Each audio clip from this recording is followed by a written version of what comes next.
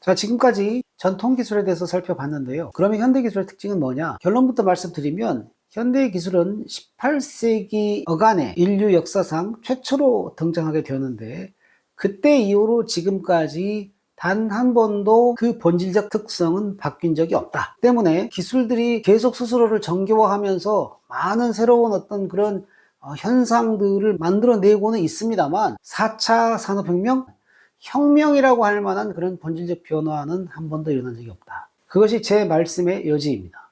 이 그림을 보면 전통적인 기술의 한 특징을 보여주는 것이죠. 전통적인 기술은 뭐냐? 저 야구를 따러 이렇게 올라가는 사람이 능수능란하게 나무를 타고 올라가잖아요. 저 기술은 어디서 생기겠어요?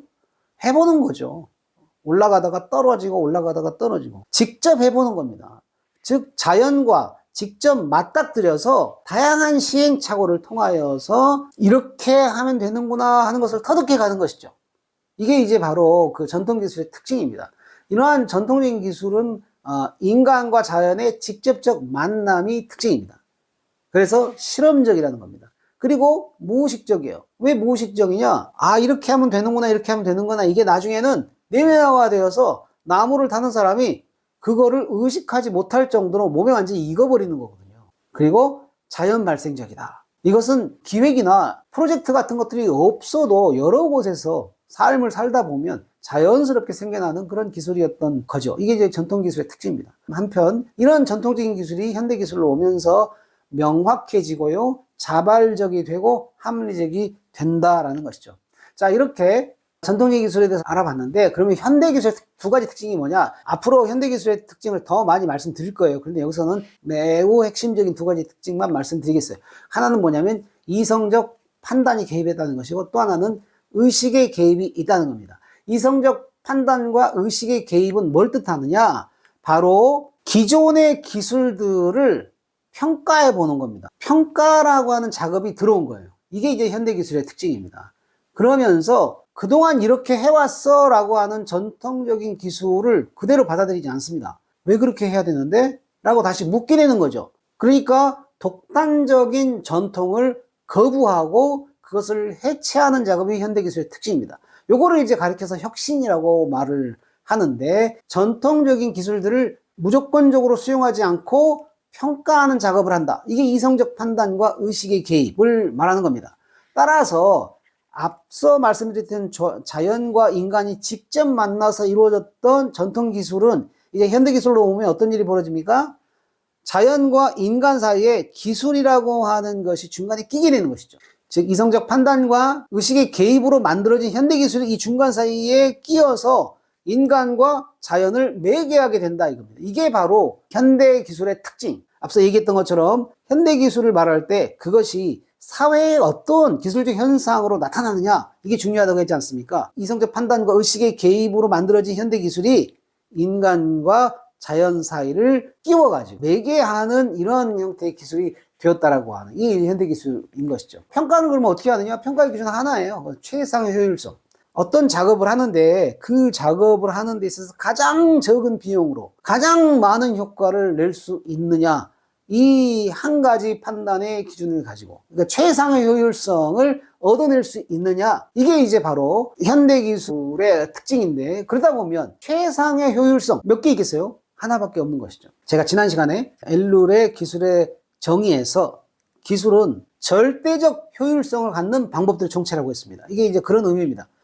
최상의 효율성을 나타내는 기술적 수단은 하나뿐이라는 것. 그래서 단 하나의 최고의 수단을 모색하는 것, 이것이 바로 현대기술의 특징인 것입니다. 현대기술의 특징을 이제 이 그래프를 통해서 볼 수 있는데요. 이게 이제 블리스 포인트, 지복점이죠. 지복점.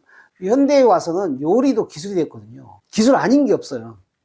이건 뭐냐면 인간이 커피를 로스팅하거나 할 때 어느 지점에서 가장 만족을 느끼는가, 이거를 수치화한 겁니다.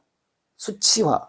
자, 최상의 효율성을 갖는 방법을 찾아내는 것이 현대기술의 특징이라고 했잖아요. 그러면 최상의 효율성을 갖는 방법을 어떻게 찾아내느냐? 수치화하는 겁니다. 그래서요, 현대기술은 수학의 지배를 받습니다. 그리고 그 수학은 이런 그래프와 같은 형태로 나타나거든요. 점을 찍어보는 거예요, 점을. 그렇게 점을 찍어봤더니 가장 높은 만족을 느끼는 지점이 나오지 않습니까? 저게 바로 블리스 포인트예요. 이 블리스 포인트를 찾는 것, 그래서 그 블리스 포인트에 맞게 로스팅하고 커피를 내렸을 때 고객이 가장 커피를 맛있게 먹고 그러면 매출이 가장 올라가더라라는 거예요. 이게 바로 현대기술의 특징이라 그 말입니다. 자, 이런 형태의 18세기경에 등장한 현대기술은 오늘날까지 한 번도 바뀐 적이 없어요. 영화를 보면 머니볼 혹은 뭐 히든 피겨스 이런 영화들 보면 이를테면 머니볼 같은 경우 브래드 피트가 나온 저 분이 기존의 야구 시스템을 다 혁신하잖아요. 그죠? 그런데요, 기존의 야구 시스템을 혁신하는 수단은 하나예요, 하나. 그건 뭐냐면 수예요, 수. 모든 선수들의 기록들을 전부 다 수치화했더니 가장 효율적인 선수 배치가 나오더라는 거예요. 그렇게 했더니 정말로 메이저리그에서 그 팀이 1등 했다는 거 아닙니까? 그러니까 저 머니볼이 게임의 역사를 바꾼 한 남자의 감동 실화 이렇게 얘기를 하는데 이제 웃기는 얘기죠. 그냥 저분은 기술적 작업을 한 겁니다. 현대 기술의 스피릿을 야구에 도입한 거예요. 히든 피겨스도 마찬가지예요. 언뜻 보면 저 히든 피겨스라는 영화는 마치 시민권 운동, 흑인 운동을 하는 것처럼 보이는데 저 히든 피겨스도 보면 간단해요. 흑인 여성들이 나사에서 실적이 높아요. 그런데 흑인이라는 이유로 차별을 받는 거죠. 그러니까 기술적 작업에서 봤을 때 뛰어난 실적을 나타낸다면 당연히 그 사람을 써야 되지 않느냐라는 겁니다. 무슨 얘기냐면 결국 이 두 영화는 다 현대기술의 특징을 영화화해서 보여주고 있는 거예요. 언뜻 보면 이 두 영화는 인간의 가치와 관련된 이야기를 하는 것처럼 보이지만 사실 기술에 대한 이야기를 하고 있는 것입니다.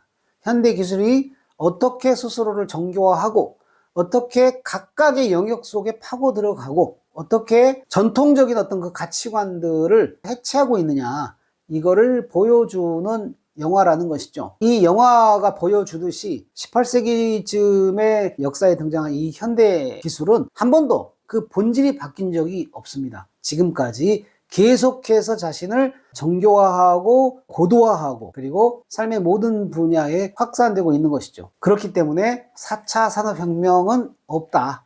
다만 현상적으로 큰 변화가 있는 것처럼 보이지만 그 밑바탕에 흐르는 그 기술적인 원리, 정신, 방법론은 동일하다라는 것입니다. 네, 감사합니다.